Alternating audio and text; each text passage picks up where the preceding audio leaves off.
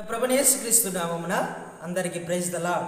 నేటి హెబ్రోను క్యాలెండర్ వాగ్దానము మొదటి తెస్సలోనికి రాసినటువంటి పత్రిక 5వ అధ్యాయము 16వ వచనము. ప్రతి విషయమునందును కృతజ్ఞతాస్తుతులు చెల్లించుడి, ఇలాగ చేయుట యేసుక్రీస్తునందు మీ విషయములో దేవుని చిత్తము.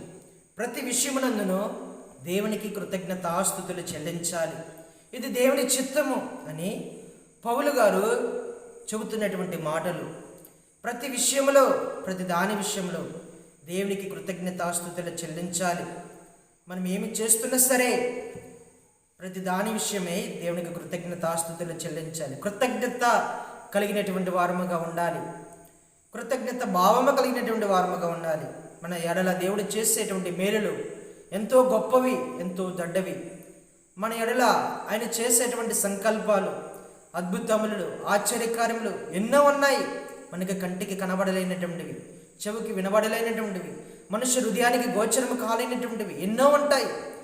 వాటన్నిటినీ మనము జ్ఞాపకము చేసుకొని కృతజ్ఞత భావము కలిగి దేవునికి కృతజ్ఞతాస్తుతులు చెల్లించాల్సినటువంటి వారముగా ఉండాలి. ప్రతి దాని విషయమై, ప్రభా గడిచిన రాత్రికాల సమయం అంతయు మంచి నిద్రిస్తూ వచ్చారు, నా ఆశకలను పొడిగిస్తూ వచ్చారు, నా దినములను పొడిగిస్తూ వచ్చారు, మంచి ఆరోగ్యం ఇస్తూ వచ్చారు, మంచి చూపునిస్తూ వచ్చారు, మంచి నోరు ఇస్తూ వచ్చారు, మంచి ఆరోగ్యం ఇస్తూ వచ్చారు. నాకు ఇచ్చినటువంటి కుటుంబం కొరకై, నాకు ఇచ్చినటువంటి ఆక్రతల కొరకై, తీరుస్తున్నటువంటి విధానము కొరకై, ప్రతి విషయము కొరకై మిమ్మల్ని ఆరాధిస్తూ ఉన్నానయ్యా, స్తుతిస్తూ ఉన్నానయ్యా అని దేవునికి కృతజ్ఞతాస్తుతులు చెల్లించేటువంటి వారుగా ఉండాలి. అందుకనే దావీదు గారు ఒక మాట అంటాడు, ఆయన చేసినటువంటి ఉపకారములలో దేనిని మరవద్దు, నా ప్రాణమా సన్నుతించుము, ఘనపరచుము. ఆయన చేసినటువంటి ఉపకారములలో దేనిని మరవద్దు అని దావీదు గారు అంటూ ఉంటాడు. అవును, మన జీవితంలో కూడా ఎన్నో మేలులు దేవుడు చేస్తూ వచ్చాడు. మనము దేవుని మరిచిపోకుండా జ్ఞాపకం ఉంచుకొని కృతజ్ఞత కలిగినటువంటి వారముగా ఉండాలి. లూకాసు సువార్త 17వ అధ్యాయంలో మనం చూస్తే అక్కడ 10 మంది కుష్ఠరోగులు ఉంటారు. కానీ ఒకే ఒక్క వ్యక్తి వచ్చి దేవుణ్ణి మరిచిపోకుండా కృతజ్ఞతాస్తుతులు చెల్లిస్తూ ఉంటాడు. గొప్ప స్వరముతో కృతజ్ఞతాస్తుతులు చెల్లిస్తాడు. కానీ 9 మంది వెళ్ళిపోయినటువంటి వారుగా ఉంటారు. చూడండి, దేవుడు చేసినటువంటి మేలులు అనేకమైనటువంటివి ఉంటాయి. కానీ మనము కూడా ఆ 9 మందిలాగే ఉంటాము. 9 మంది అలాగ జీవిస్తూ వచ్చారు, మనము కూడా అలాగే జీవిస్తూ ఉంటాం. దేవుడు చేసినటువంటి మేలులను మర్చిపోతూ ఉంటాం, దేవుడు మన ఏళ్ళ జరిగిస్తున్నటువంటి కార్యాలను మర్చిపోతూ ఉంటాం. బాధ వచ్చినప్పుడే దేవుని ఆశ్రయిస్తాం, కష్టం వచ్చినప్పుడే దేవుని ఆశ్రయిస్తాం, దుఃఖం వచ్చినప్పుడే దేవుని ఆశ్రయిస్తాం. అక్కడ వారు కుష్ఠరోగము కలిగినటువంటి వారు, ఆ కుష్ఠరోగము పోయిన తర్వాత దేవుని మర్చిపోతూ వచ్చారు.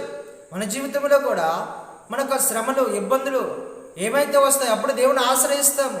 అప్పటి వరకు దేవుడు గుర్తుకురాడు, అప్పటి వరకు దేవుని మర్చిపోతూ ఉంటాం. తిరిగి దేవుడి యొక్క పాదాలు పట్టుకొని, ప్రభువా నన్ను కనికరించు, నన్ను క్షమించు, ఈ శ్రమలయ్యా, ఈ బాధలయ్యా నన్ను తప్పించు ప్రభు అని ప్రాధేయపడుతూ వచ్చినప్పుడు, దేవుడు వాటన్నిటి నుంచి తప్పించినప్పుడు మరలా దేవుని మర్చిపోయేటువంటి వారముగా ఉంటాం. కృతజ్ఞత భావము లేనటువంటి వారము, కృతజ్ఞత లేనటువంటి వారము. కాబట్టి ఇక్కడ పౌలు గారు ఇక్కడ ప్రతి విషయమే కృతజ్ఞతాస్తుతులు చెల్లించాలి, ఇది దేవుని చిత్తము. ఒకరి ఎడల ఒకరు ఎలాగ ఉండాలో ఇక్కడ చాలా వివరంగా వివరిస్తూ ఉన్నాడు. చూడండి, 5వ అధ్యాయము 14వ వచనం నుంచి మనం చూస్తే 13వ వచనం నుంచి, వారి పనిని బట్టి వారిని ప్రేమతో మిక్కిలి ఘనముగా ఎంచవలెనని వేడుకొనుచున్నాను. మరి ఒకరితో ఒకడు సమాధానముగా ఉండడి. సహోదరులారా, మేము మీకు బోధించినది ఏమనగా, అక్రమముగా నడుచుకున్న వారికి బుద్ధి చెప్పుడి, ధైర్యం చెడ్డవారిని ధైర్యపరచుడి, బలహీనతలకు ఊతనీవుడి, అందరి ఎడల దీర్ఘశాంతము గలవారై ఉండడి. ఎవడనో కీడునకు ప్రతి కీడు ఎవడికైనా చేయకుండా చూచుకునడి. మీరు ఒకడి ఎడల ఒకరును మనుషులందరి ఎడలను ఎల్లప్పుడూ మేలైన దానిని అనుసరించి నడుచుకునడి. ఎల్లప్పుడూ సంతోషముగునడి, ఎడతెగగా ప్రార్థన చేయడి. ఇలాగా ప్రతి విషయంలో సమాధానము విషయంలో, దేవుడు చెప్పినటువంటి వాక్యం విషయంలో, ప్రతి దాని విషయంలో కృతజ్ఞతాస్తుతులు చెల్లించాలి. ఇలాగ ఉండాలి. ఒకరి ఎడల ఒకరు సమాధానముగా ఉండాలి, ఒకరి ఎడల ఒకరు ప్రేమగా ఉండాలి, ఒకరి ఎడల ఒకరు ఘనముగా సన్మానించుకునేది ఉండాలి, ఒకరి ఎడల ఒకరు ఆప్యాయత కలిగినటువంటి వారుగా ఉండాలి. కీడుకు కీడు వద్దు. చెడుతనమును విసర్జించేటువంటి విషయంలో మీరు ధైర్యముగా పోరాడుడి. ఎవరైతే మీకు అక్రమంగా నడుస్తున్నటువంటి వారుగా ఉన్నారో వారిని గద్దించండి, వారి సరిచేయండి, వారి జీవితాన్ని మార్చండి. బలహీనత కలిగినటువంటి వారిని ఓతనివ్వడి, ఆతిథ్యమునివ్వడి, సమాధానంగా ఉండండి. ప్రతి దాని విషయంలో మీరు మెలకువగా ఉండండి.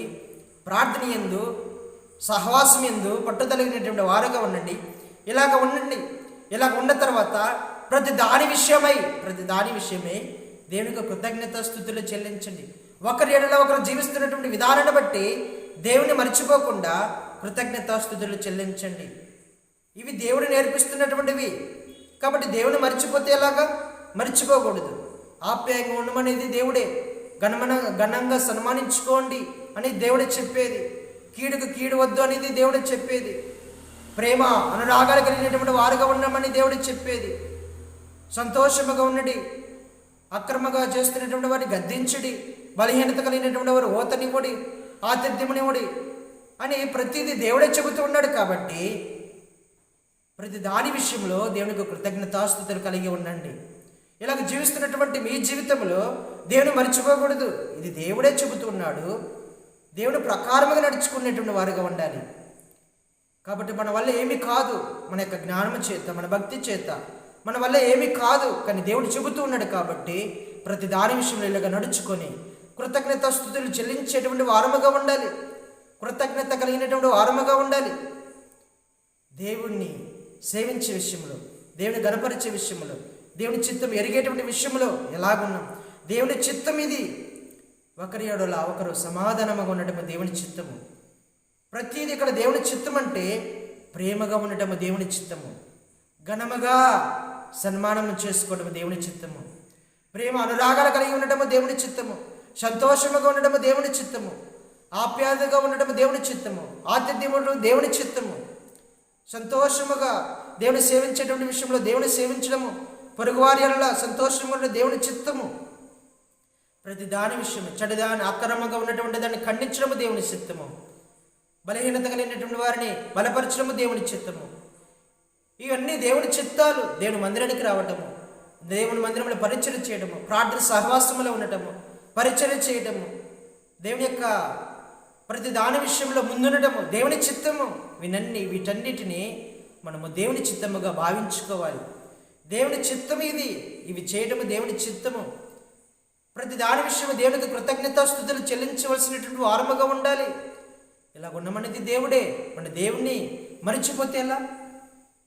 కొంతమంది కలిగినటువంటి సహవాసంలో కొంతమంది సన్మానించుకునే విషయంలో దేవుని మరిచిపోతారు. అసలైనటువంటి దేవుడు మరిచిపోతారు. స్నేహితులు ఎక్కువైపోతూ ఉంటారు, బంధువులు ఎక్కువైపోతూ ఉంటారు, వారు చూపించేటువంటి ప్రేమే ఎక్కువైపోతూ ఉంటుంది. ఇలా నడిపించమన్నది ఎవరు? నడవమన్నది ఎవరు? మన ప్రభుని యేసుక్రీస్తు వారు. ఆయన ముందు ఘనపరచాలి, ఆయన ముందు మనము మహిమపరచాలి. తద్వారాగా దేవునికి మనము ఉపయోగకరముగా ఉంటాం, దేవుని చిత్తానికి లోబడినటువంటి వారముగా ఉంటాం. ఇలాగ ప్రతి దాని విషయమై మనకు ఆకర్తల కొలది, మనకి భౌతికంగా కానీ ఆత్మీయంగా కానీ ప్రతి దాని విషయమే దేవునికి కృతజ్ఞత ఆస్తుతులు చెల్లించవలసినటువంటి వారముగా ఉండాలి. ఇక్కడ ఆత్మ సంబంధమైనటువంటి కృతజ్ఞత కలిగినటువంటి వారముగా ఉండాలి. మన జీవితంలో కూడా అనేకమైనటువంటి ఉపకారాలు దేవుడు భౌతికంగా కూడా చేస్తూ ఉంటాడండి. వాటి విషయంలో కూడా దేవునికి కృతజ్ఞతాస్తుతులు చెల్లించాలి, మరిచిపోకూడదు. ఇది దేవుని చిత్తము. ఈ ఉదయకాల సమయంలో దేవుడు మన ఎడల చేసినటువంటివి అనేకమైనటువంటి ఉపకారములు, ఆత్మీయంగా నేర్పిస్తున్నటువంటి పాఠాలు, వీటన్నిటికీ కృతజ్ఞతాస్తుతులు చెల్లించాలి, మరిచిపోకూడదు. మనం నేర్చుకునేటువంటి జీవిత పాఠాలన్నీ మర్చిపోకూడదు. ఇవి జరుగుతూ ఉన్నా అవి సమస్తము దేవుడివే. అందును బట్టి మనము కృతజ్ఞతాస్తుతులు చెల్లించవలసినటువంటి వారముగా ఉండాలి. దేవుని మహిమపరిచేటువంటి వారముగా ఉండాలి. మన జీవితంలో మనం మర్చిపోలేనటువంటిది ఒకే ఒకటండి, రక్షణ. మనకిచ్చినటువంటి రక్షణను మర్చిపోకూడదు. కృతజ్ఞత కలిగినటువంటి వారముగా ఉండాలి. వాళ్ళు స్వస్థపరుస్తూ వచ్చాడు. 10 మందిని స్వస్థపరిస్తే 9 మంది వెళుతూ వచ్చాడు. ఒక్కడే దేవుని దగ్గరికి వచ్చి కృతజ్ఞత కలిగినటువంటి వాడు. మనకి ఇచ్చినటువంటిది ఒకే ఒకటి, రక్షణ. అది మర్చిపోకూడదు. దాని ఎడల మనము భక్తి కలిగినటువంటి వారముగా ఉండి, కృతజ్ఞత కలిగినటువంటి వారముగా ఉండి దేవుని స్తుతించి ఆరాధించే వారముగా ఉండాలి. ఇలాగ భౌతికంగా అనేకమైనటువంటి అక్రతలు దేవుడు చేస్తూ వచ్చాడు. వాటి నిమిత్తము కూడా ఆత్మీయంగా అనేకమైనటువంటి పాటలు నేర్పిస్తూ ఉన్నాడు దేవుడు. వాటి నిమిత్తముగా దేవునికి కృతజ్ఞతాస్తుతులు చెల్లించవలసినటువంటి వారుగా ఉండాలి. ఇలాగ దేవుడు మనల్ని సిద్ధపరిచి నడిపించిన కాక ప్రార్థన చేస్తున్నాం. పరిశుద్ధుడా, ప్రేమగల తండ్రి, మీ దయగల నామాన్ని బట్టి వందనాలయ్యా. ఈ ఉదయకాల సమయంలో మాతో మాట్లాడిన ప్రతి లేఖన భాగాన్ని బట్టి వందనాలు ప్రభా. ప్రతి విషయమందు దేవునికి కృతజ్ఞతాస్తుతులు చెల్లించలేదు. దేవుని చిత్తమని మాట్లాడుతూ వచ్చారు. మీ చిత్తం ఏమిటో మాకు తెలియజేస్తూ వచ్చారు. ప్రతి దాని విషయమై కృతజ్ఞతాస్తుతులు ఎలాగ చెల్లించాలో మాకు తెలియజేస్తూ వచ్చారు. అవును తండ్రి, మాకు భౌతికంగా అనేకమైనటువంటి మేలులు చేస్తూ వచ్చారు. ఆత్మీయంగా కూడా ప్రభు అనేకమైనటువంటి మేలులు చేస్తూ వచ్చారు.